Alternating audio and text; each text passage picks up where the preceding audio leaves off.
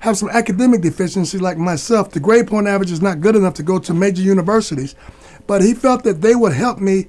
They would strengthen my academic areas that I was deficient in academically, and then help me raise my GPA up, so then it can further my education, so I can continue to put myself in a position to get scholarships to help me because I didn't have any money.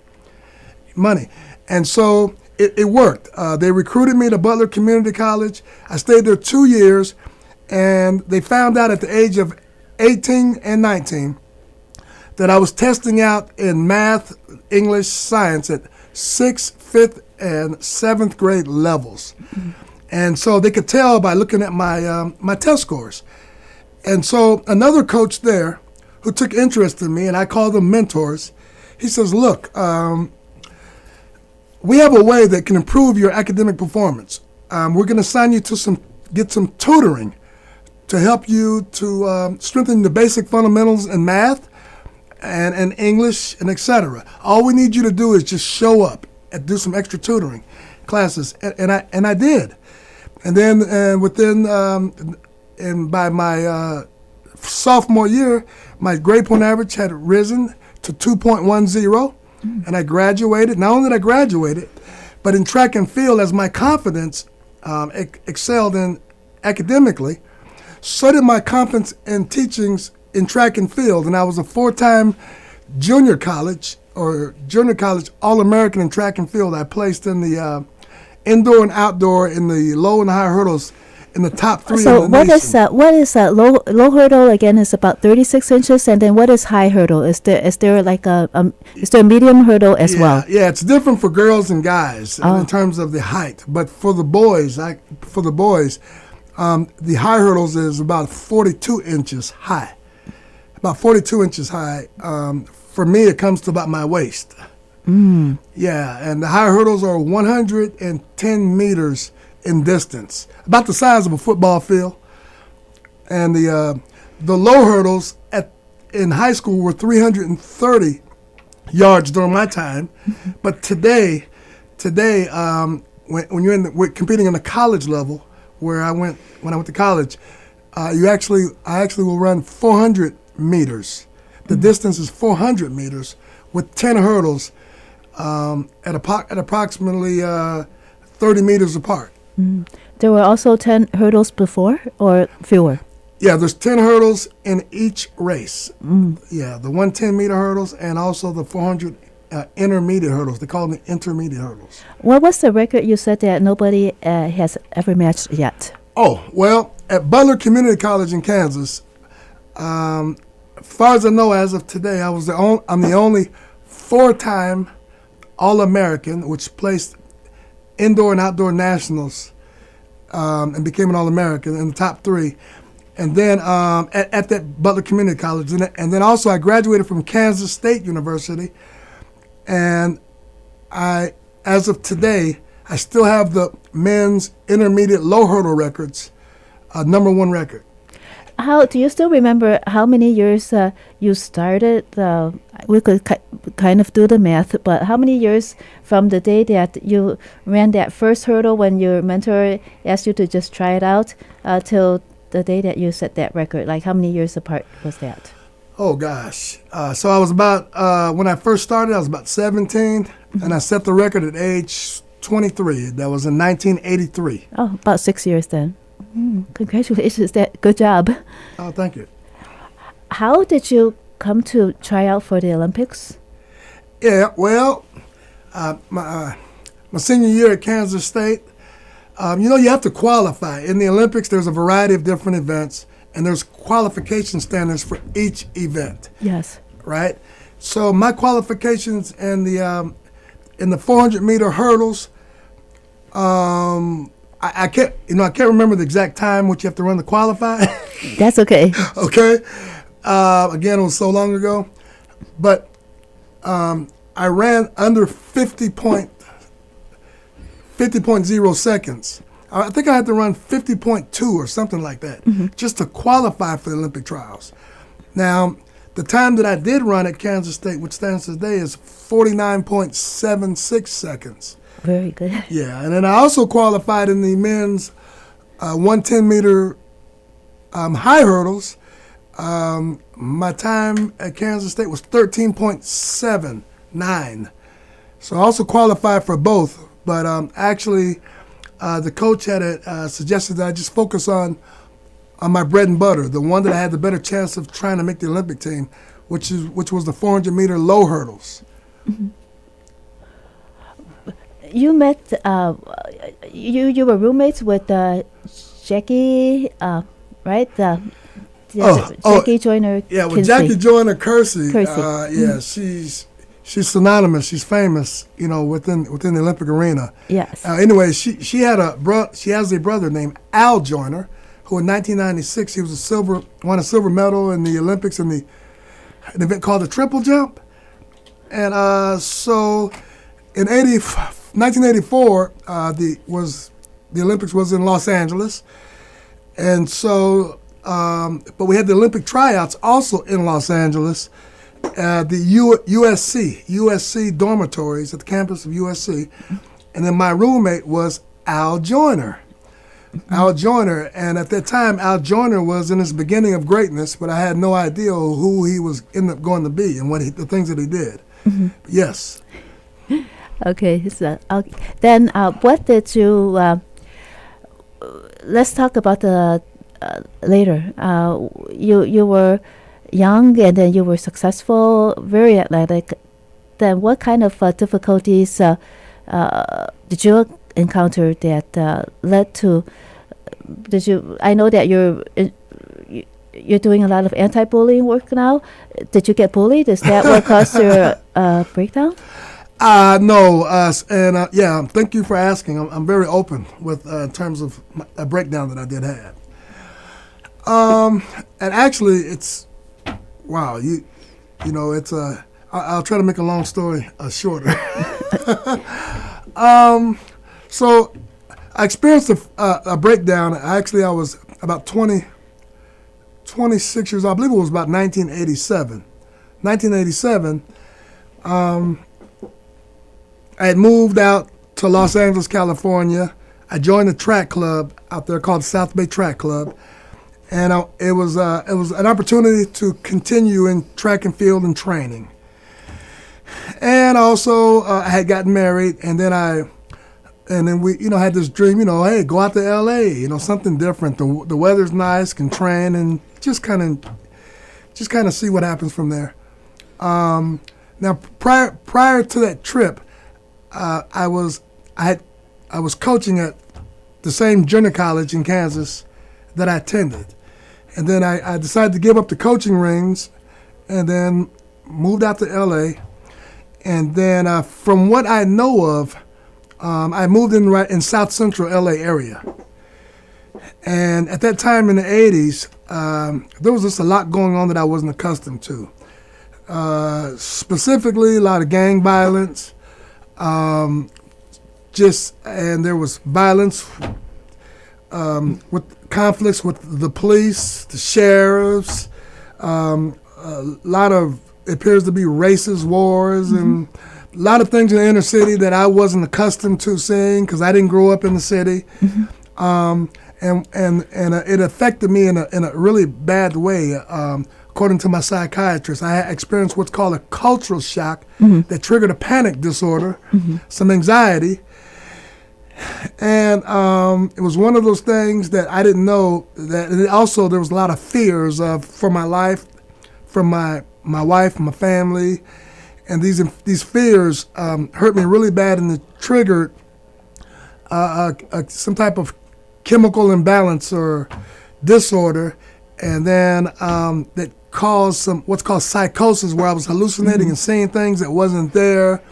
I had extreme paranoia, where my mind had escalated to a point where people are following me and they're trying to kill me, and I was running from emergency vehicles. This onset just came out of came out of nowhere, and unbeknownst to me. And next thing you know, I was in a hospital, and when I came to my senses, my wherewithal, I was informed that I tried to commit suicide. Someone had found me hanging from a pole from someone's backyard with my own noose. My own coat was tied around my neck. And and that's how I got there. And then I couldn't believe it when the doctors told me that. I said, no, not me. I would never try to kill myself. And you had a lot to live for, your family, your career, your athletics. Yes, but and again, I wasn't on no drugs. You know, my family had visited me and cousins. Everyone said this guy must have been on some drugs. Drugs got him this way. And then I said, no, I wasn't on no drugs. And then I asked the nurse to verify that to my family and my friends, and the nurse verified it and says, no, he's clean. Yes. And then my dad at the time, who was living, he was perplexed. My dad started rubbing my neck while I'm lying in the bed, the hospital bed. Yes. He was rubbing my neck. And then the nurse, my dad was talking about some mark around my neck. And so a nurse gave me a mirror, and I looked at myself through the mirror, and I saw a big black mark around my neck that was from being hung, and I just started crying like a baby. So what is the one thing that helped you recover from your breakdown? Well, I got to tell you, first of all, when I had that breakdown, I was asked by a healthcare provider, do I want to talk to a doctor or not? Because they have to have permission. And I said no. This is a mistake. You see, I said no because I felt that if a doctor talks to me, and if I said yes, they're going to keep me here. And I didn't want to stay in Los Angeles no more. I didn't want to be around that inner city type of situation no more. I wanted to escape and go back home to Illinois. So I said no, and the problem is when I left, I never dealt with that issue. And the damage was done. That cultural shock did not leave you. No, it lied dormant. It went asleep, and I had no idea, mind you, at this time. But I do remember once I was released, the next I didn't depart Los Angeles area until 2 months later. I had gotten another job. I was working in social services, helping kids that are wards of the Department of Human Family Services, abandoned, abused kids. But I got to tell you, I was too ashamed to let other people know about the psychosis where I was seeing things, auditory hallucinations. Today I know that there's a stigma that holds a lot of people back from getting the help that they need, and that stigma held me back. But for some reason, I had regained some senses. I had regained some senses to be employable again. I had gotten another job. For those 2 months, the idea was my ex-wife and I to save some money so we can go back home to Illinois. And but again, the next few days I had some periods of some psychosis, but I was just too ashamed to talk to people about it, say anything about it. And I don't know how I sustained, but I was able to. Until about 7 years later, now I'm living back in Illinois, and And you were working in your social services position all during that 7 years? Well, no, actually, when I came back to Illinois, the first year I arrived back was about 1989. I took a job at a car wash, and because I was filling out resumes to get back in social services, but I knew that it would take a while, but I wanted to kind of maintain my work ethic. So I took a job at a car wash making $4 an hour plus tips. And I was able to save that money for a couple of months, and then I bought a used car. And then finally, after I got the car, then I got a job back in social services. And then I worked there for a little while. I worked in a nursing home, was a counselor, and then I wanted to become a teacher. So at the high school that I went to, I started doing substitute teaching, and then I was positioned in the class as an assistant in special education. And then I had registered for a couple of classes to work on my Type 75 teaching certification. So and then, yeah. Did you come to fight against bullying on account of what you experienced or what you saw your students were experiencing? Well, actually, In terms of the bullying, myself, when I was 11 and 12 years old, and I was living in Virginia, and I just remember 3rd and 4th and 5th grade, there were kids that would mess with me, talking about my lips and how big my lips are and how little my ears are and how skinny I was. And there was 2 particular kids. One was white and one was black, African American. And they would catch me and push me and ask me for money. And one of them would push me and say, "You're a punk, come on, fight me." And, and I would always say, no, leave me alone. And then it would cause me to reroute, to go different ways, in the neighborhood. When I look up and see them, when I would go different directions and going to the school bus. And I remember how it made me feel. That, I wouldn't be thinking about school. I'd be thinking about avoiding these individuals and how they're talking about me and, making me feel bad about myself. And that was when I was 11 and 12. But about a year ago, I have a 10-year-old nephew who loves school. And he was transferred to a new school because he had moved up in his grade level.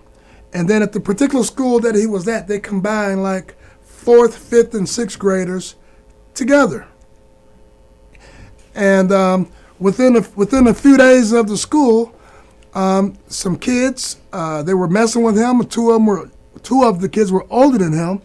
They started calling him names. They didn't even know him, calling him names and messing with him. One of the kids knew of him. And then my nephew was defending himself, talking back to them. And 3 of the kids, they jumped him, including one that was older, and they started punching him and beating him up. And from that day forward, my nephew had no interest in going to school. Mm-hmm. And then he spent the next 8 months of the school year, he started cursing at his mom and dad. He became abusive, fighting them and grabbing them. "I don't want to go to school." And my sister contacted me and was telling me about him, and I just couldn't believe this was happening to him. And then, so he had no interest in going to school, and he spent the next 8-9 months in home school teachings. And then I saw the effect that it was happening, and then I connected that with the years of bullying and harassment that I've heard stories on TV, online, about many kids who have been bullied or harassed, and it affects them emotionally, and they committed suicide in some form. And I was like, wow, this is real. I'm going to turn my speaking platform, which was just strictly motivational speaking. I'm going to turn it into an anti-bullying educational platform to help kids, because this happened to myself too, to build a defense against the subculture of other kids and people who are telling them education is not cool, or those that are making them feel like they are not normal. And my particular platform that I designed is called Contagious Visions, and I knew that I had to make it unique, unlike no other. So I decided to attack or to strengthen the self-worth of individuals, the value that they place on themselves. And so that's where I'm at today. Did you say to attack the values of how the bullies place the value on themselves, right? Is that no, attacking? No, to go to the... When I'm sorry, it's the words that I'm using, okay? When I say attack, I don't mean that in the bad way, okay? Okay. So, okay. So, I've been looking at a few anti-bullying platforms in which they're all helpful. People help people in different many ways. Yes. Okay, I just wanted to figure out how can I be a part of offering help, and how can I share my story, my experience in a way that maybe someone that experiences just like me, because there are a lot of people who haven't experienced the things that I have. But there might be some people struggling in different areas, right? Yes. And so what can I do to offer in my truths of being vulnerable that maybe they can give them some other solutions or some other ways to increase their self-worth, the value that they placed on themselves. So my particular method and my program goes after the self-worth. How do I increase the self-worth, the value of an individual, specifically students? So how do you encourage the self-worth of a student? Well, I have my platform teaches from some modules that have helped me. What is the module that has helped you most? Oh yeah, self-awareness module, and a module called the cycle of failure, where it helps a person to identify, take an introspective look at themselves, and the relationship with themselves, and how things that can go on in the household and outside, relationships and situations and circumstances, how they can affect a person's emotional response. Or, for instance, I call them subpersonalities, okay? Like personalities of criticism, stress, doubt, worry, anger, how these different aspects of emotional response can attach to an individual with or without them knowing, and then it takes them away from their true greater self. And what I mean by that is like when a person, I believe that when a person is born, that behaviors are learned, okay? Behaviors are learned. And that I was taught in social sciences that this word called interdependency, that we as human beings, we interdepend on other people. And I found out that a lot of inadequacies that I had in myself, behaviorally related, Yes. like my low self-esteem, low self-worth, critical of myself, following other people's leads and negative behaviors. I found out that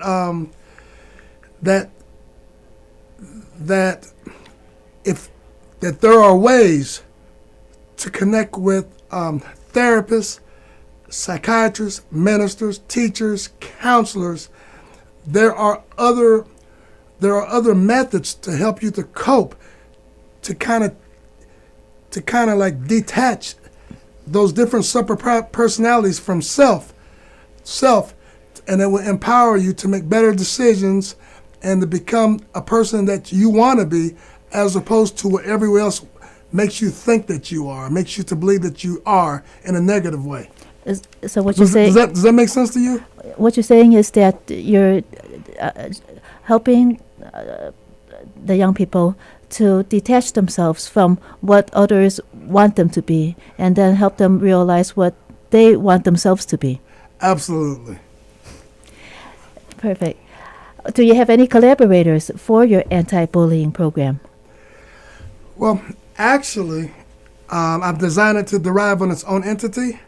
But what's going to make mine a little different is, yes, I'm going to have some guests that come in, and these guests will come in and they will speak for a couple of minutes, and these are individuals, what I call, that have lived experience, and what I mean by lived experience, those that have dropped out of school, those that were ostracized and bullied, and as a result, they may have spent time in jail. They may have got hooked to drugs. They've had emotional and mental breakdowns. They've had suicide attempts, suicidal ideology. They got mental health issues that require medical attention. But through a process of reaching out and getting help, actually their illness have gotten back in remission, or they're able to sustain on a more independent level and gotten stronger as a result of asking for help. You know, there's a lot of, especially males, boys, there's many of them that are like me. You know, we're like me. You know, pride and too much like ego and fear of what people think, don't want to reach out and ask for help. I've had like what's called the have-it-all, know-it-all syndrome, thinking that I know everything. And then I found out that every time that I reached out and got some help from someone who knew a little bit more about issues and situations than I did about myself, then I was able to improve in different aspects.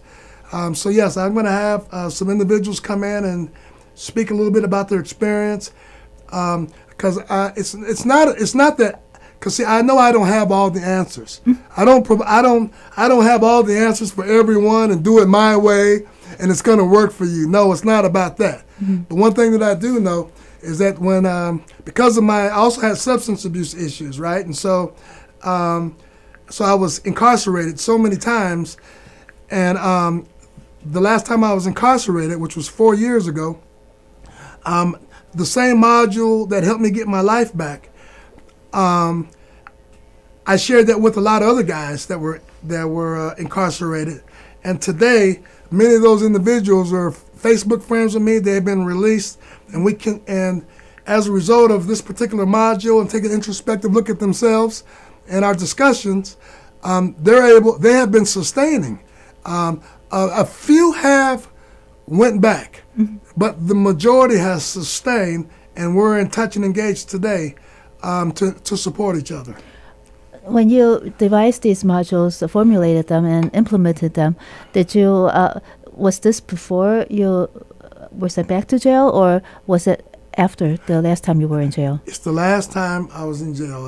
I was. You were working on them while you were in jail? Yes. Oh, good for you. Right. See, I got locked up in 2010, and so. Did you have a mentor in jail who helped you find this way? Oh yeah. In jail, specifically, I was in a Cook County jail in Chicago, Illinois. Okay, and then they have some services. They have limited services, but they have some services. And every time when I got locked up, there's different units in a Cook County jail according to your age, whether you're male or female, or whatever kind of services that you need. The level of functioning, if you're in a gang, if you're not in a gang, etc.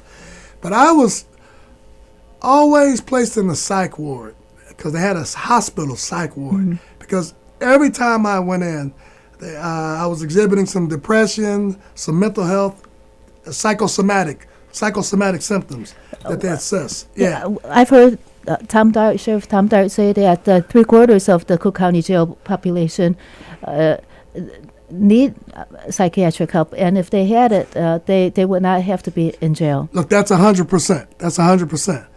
Because for 2 decades, I was in the psychiatric ward, and then I was transferred to either a prison or I was released.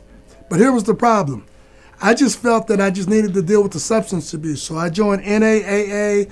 I was in recovery homes, recovery centers. What does NAAA stand for? Oh, sorry. Yeah, NA is Narcotic Anonymous, and then Alcoholic Anonymous. I see. These are support groups for whatever your issue is. They try to support you and help you to abstain from whatever it is that you're doing.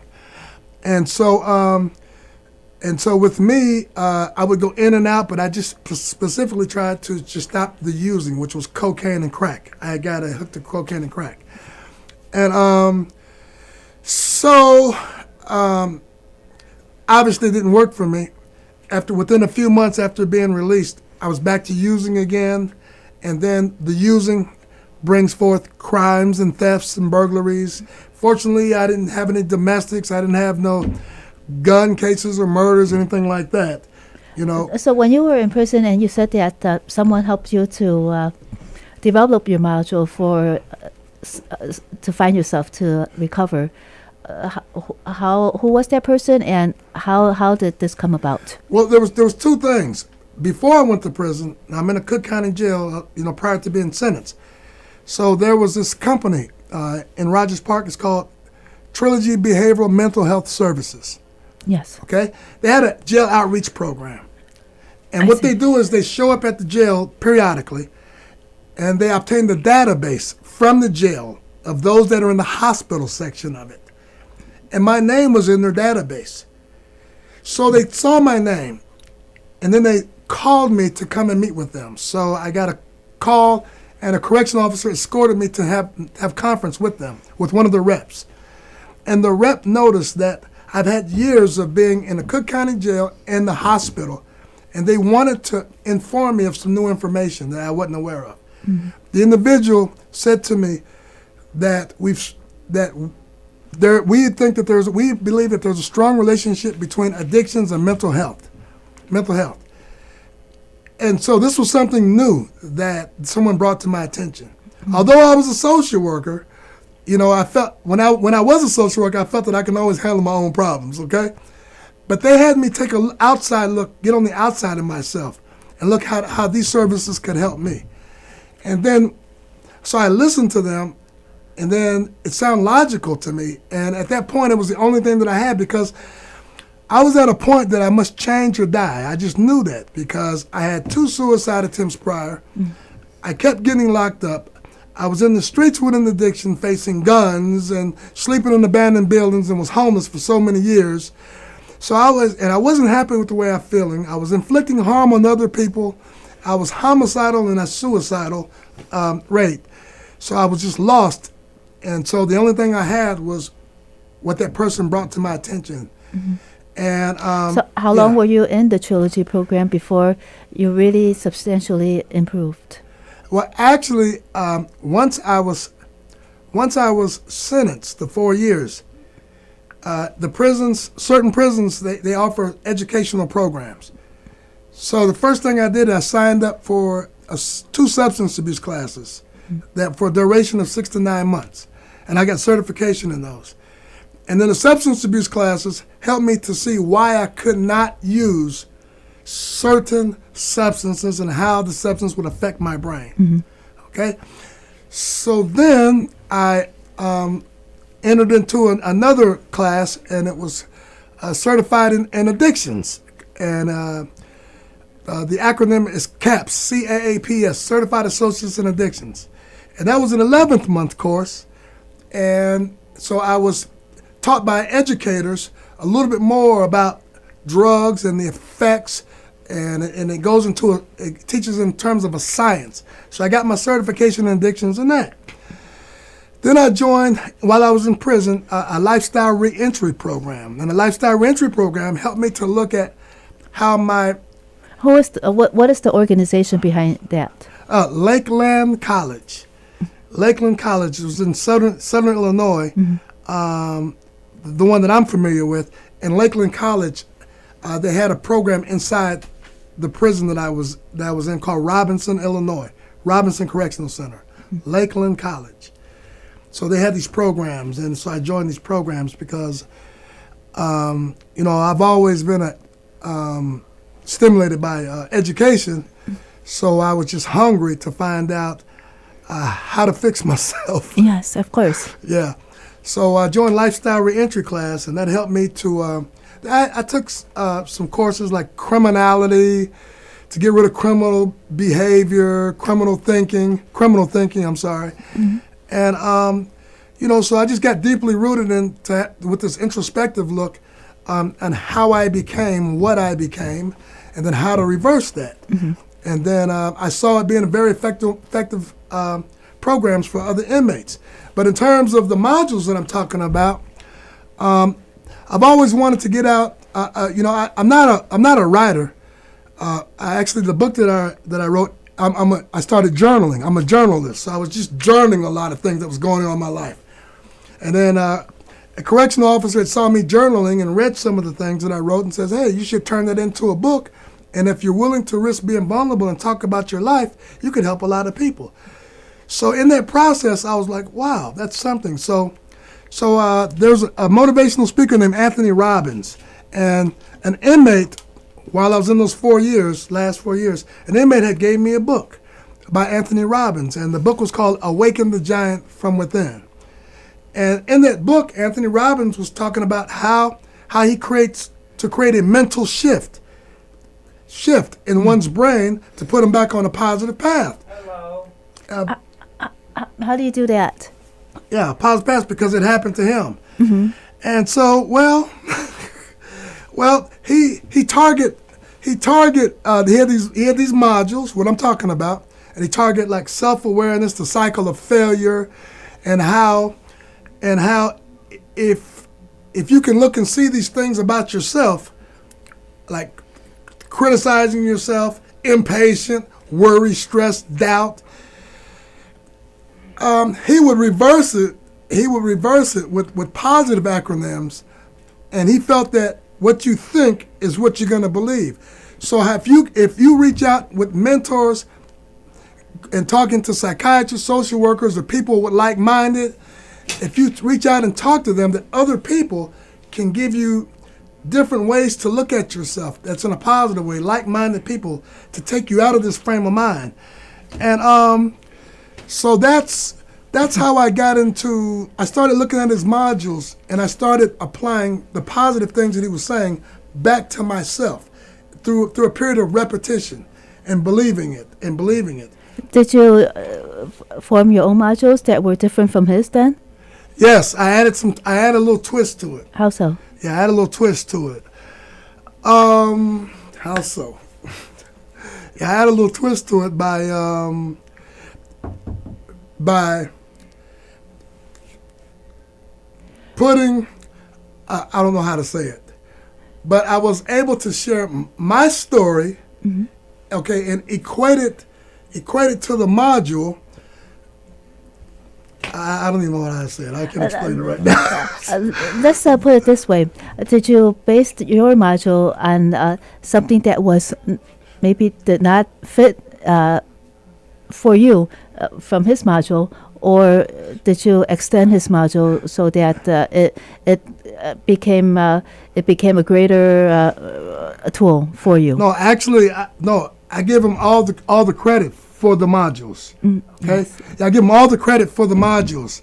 I just basically use the module the module is a clear example of how you can enhance others people's thoughts and their ideals and turning their lives around, irregardless of your color, race, or ethnic. And I Yes. thought this module is like for anybody and everybody.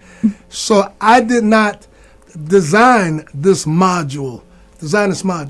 However, what makes it unique is that I share my story and my message of overcoming, how it connects with this module, and this particular module is very effective for anyone.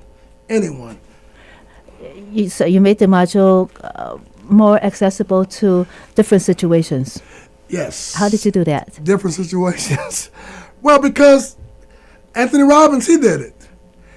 He got the idea from somebody else, I see. right?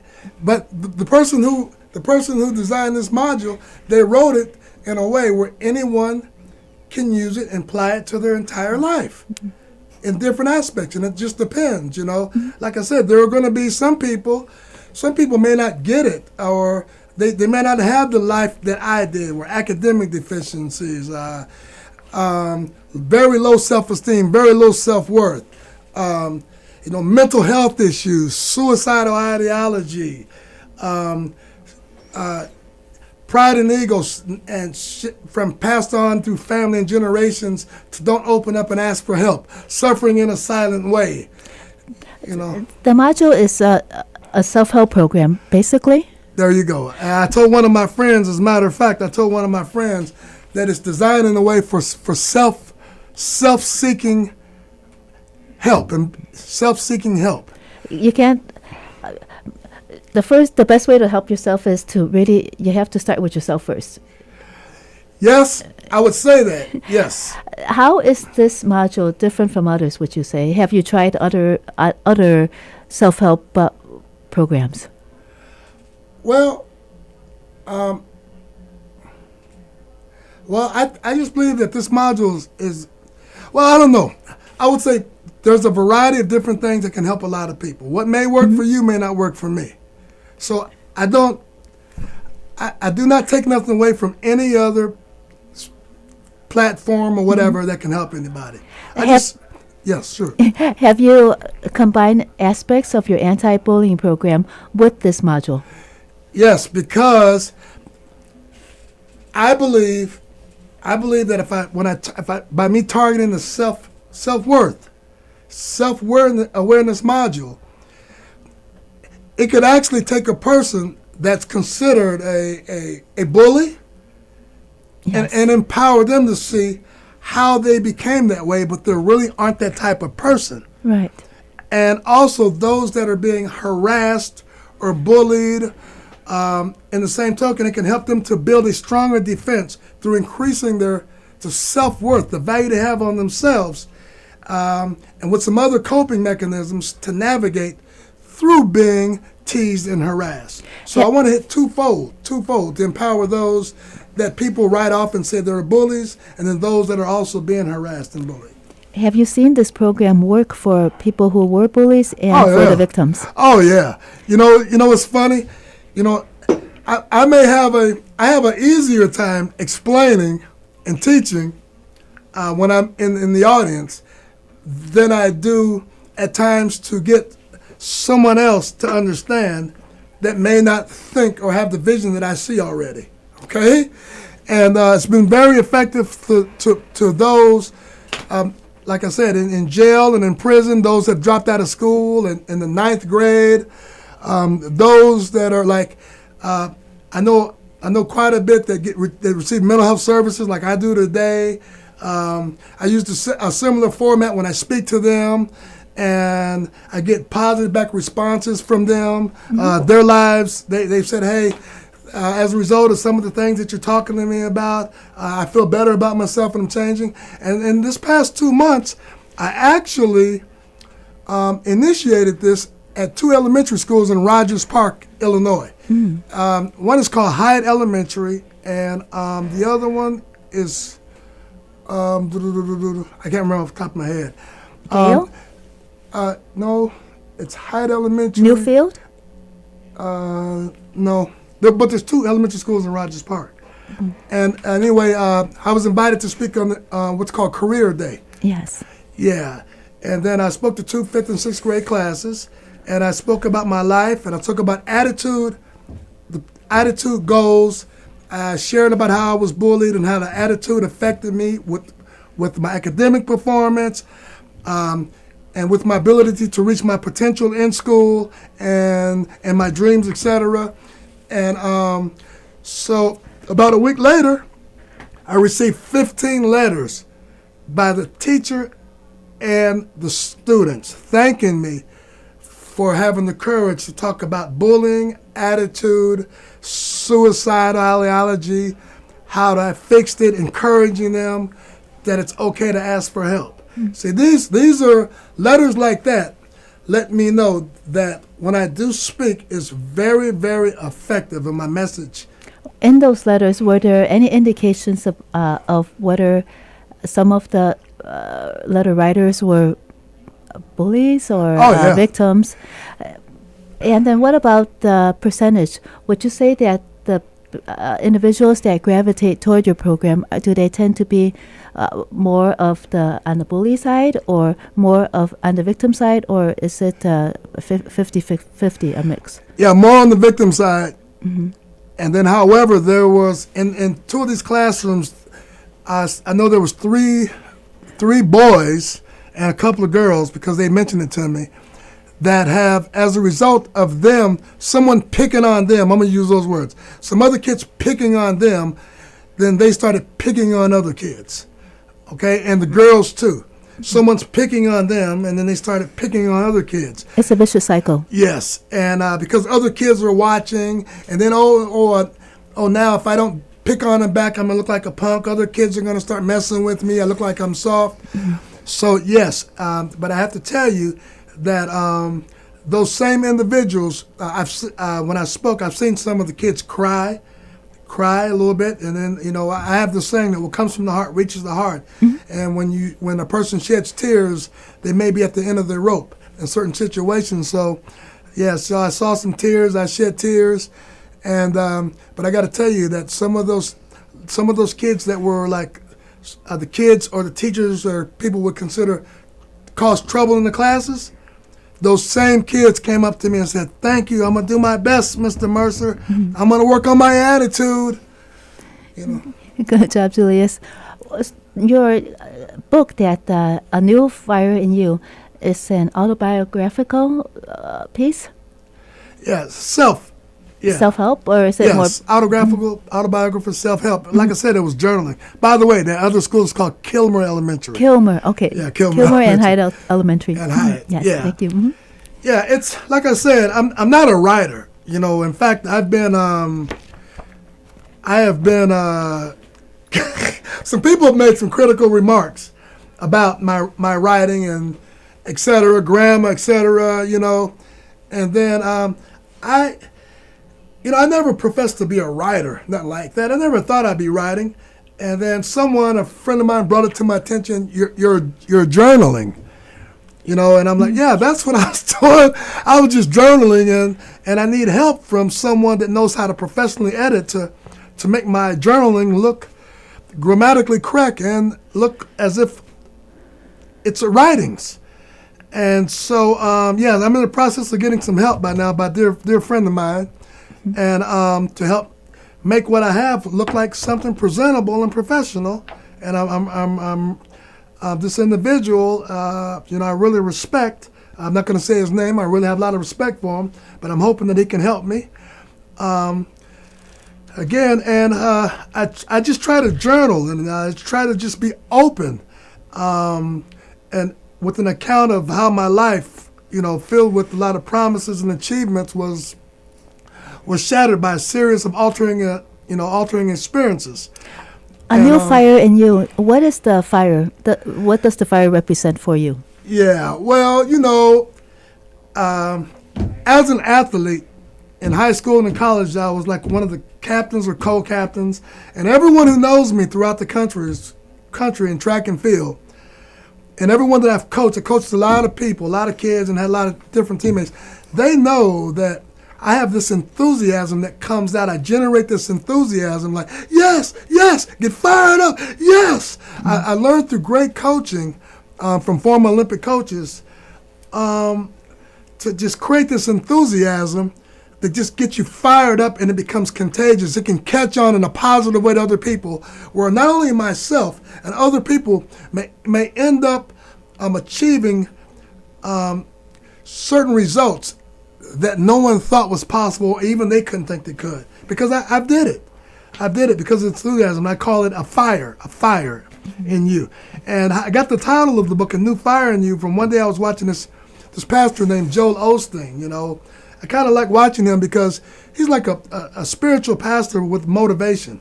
And then years ago, he was talking about getting a fire, getting fired up, getting back the fire.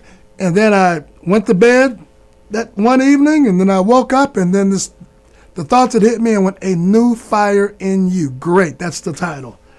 So I decided to journal about my ups and my downs, my problems, my issues and challenges before drug use, after drug use, my mental health issues, myself suffering in a silent way, and how by not talking about it, reaching out, getting help, I continued to fall and suffer, and then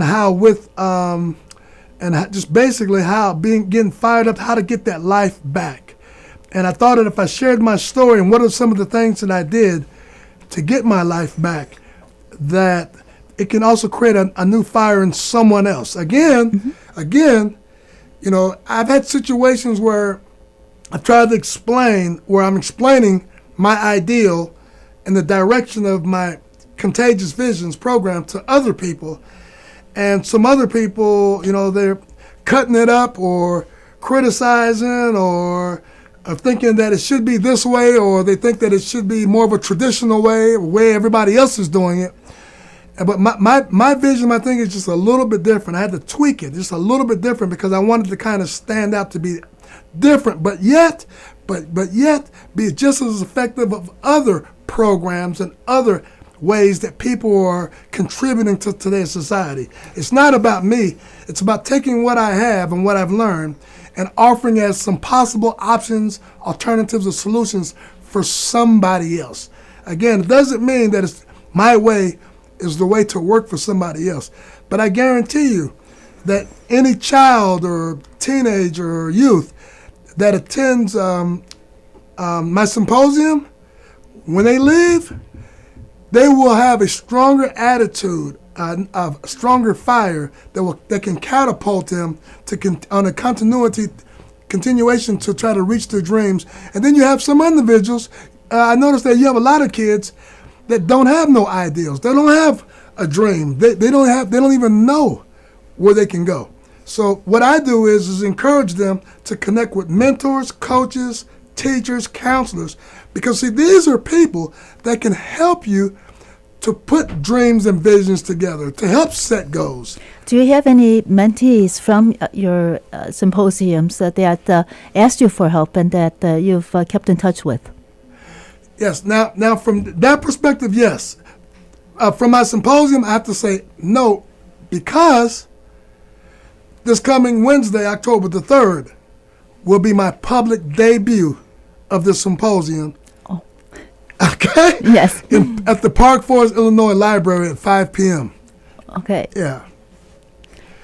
5 p.m. Yeah. So, but in terms of that's for this platform. I see. But in terms of overall, that people on Facebook, I'm connected with a lot of people who've been following my story for 2 years. Different aspects of my stories, a lot of followers. I'm also connected with groups, depression and anxiety groups, and then I give tips and about some ways that I've dealt with situations and other people have dealt with situations when they got some issues. I got individuals contacting me that are friends of mine and people that I grew up with. They're now coming out that are saying, hey, I got a brother, I got a sister that are suffering from some mental health issues. They won't take their medication. What can I do?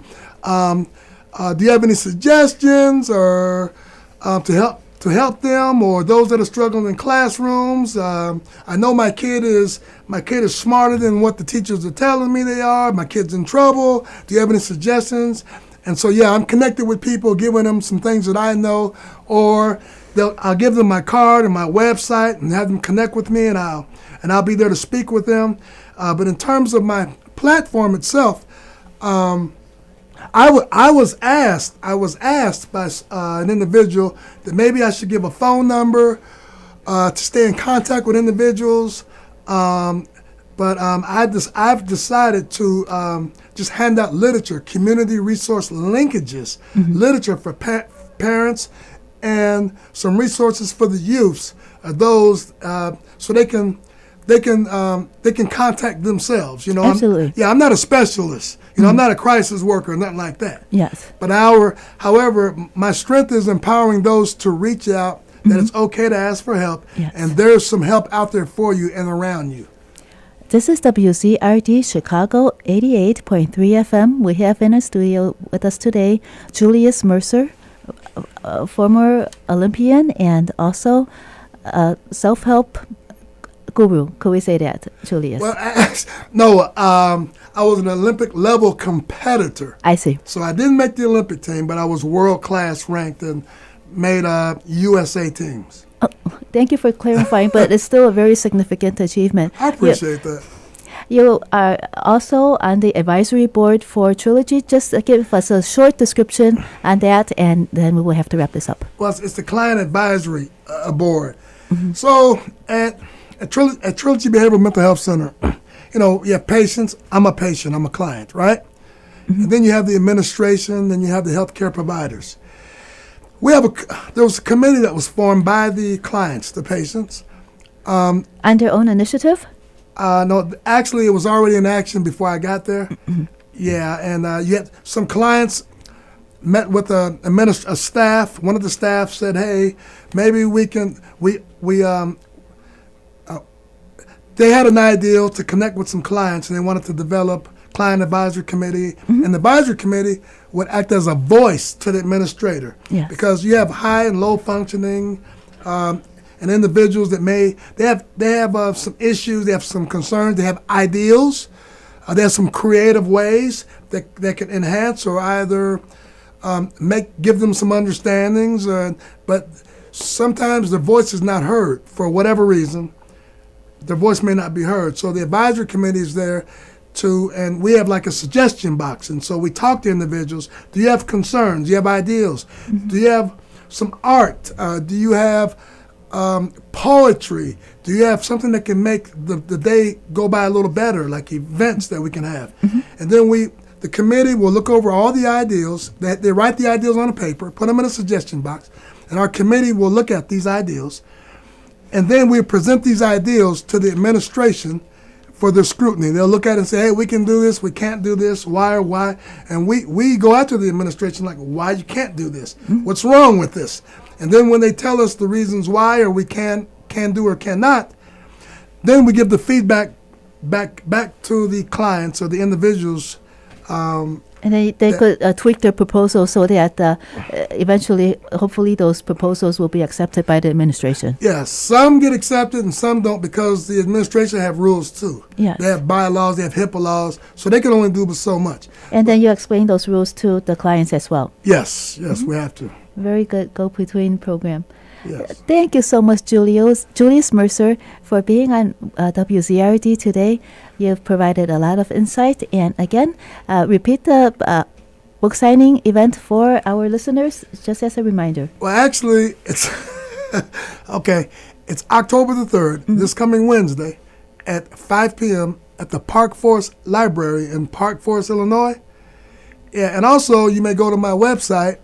If you're interested in booking me or contacting me to get me to your venue or your festival, etc., go to my website at www.juliusmercer.com, and or you can email me at juliusmercer, the number 6, the letters doc at gmail.com. And also, if you're interested in my book, you can just go to Amazon.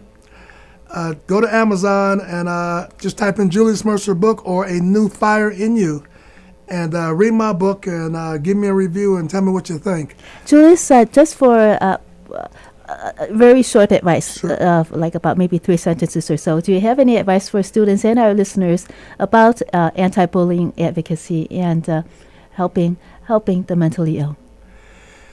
Yeah, I would say this. In my life, I had to use intervention.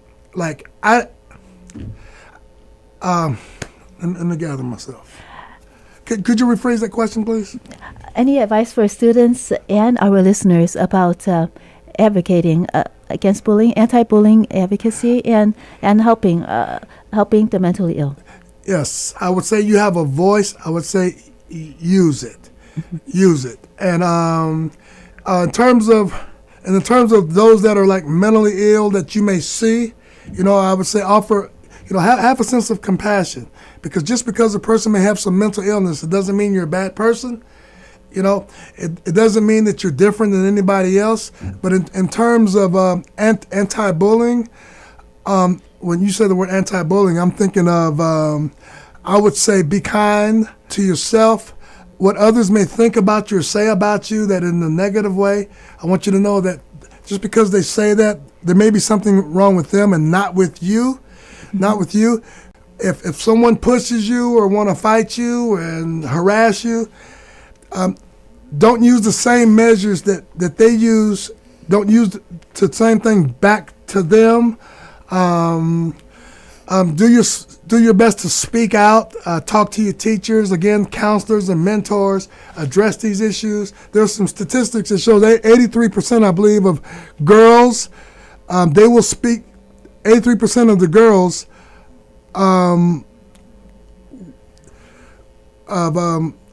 girls are quiet, will not speak about it, being harassed by guys sexually, etc. And then I think it's about 70-something% of the guys, they're quiet. They won't speak out. But what I'm saying is one of the best ways to deal with it is have a voice to speak out about it. Don't let guys and girls and those harassers get away with it. But try not to fight them back, because you're going to just create more aggression towards you and you towards them, then everybody's in trouble. So let's just, I guess what you're trying to say is that be compassionate to others and also be compassionate to yourself. Yeah, exactly right. Be compassionate to others and to yourself. Thank you so much, Julius, for being on WZRD today. Thank you, too, and I appreciate it, and you guys have a great day. Thank you.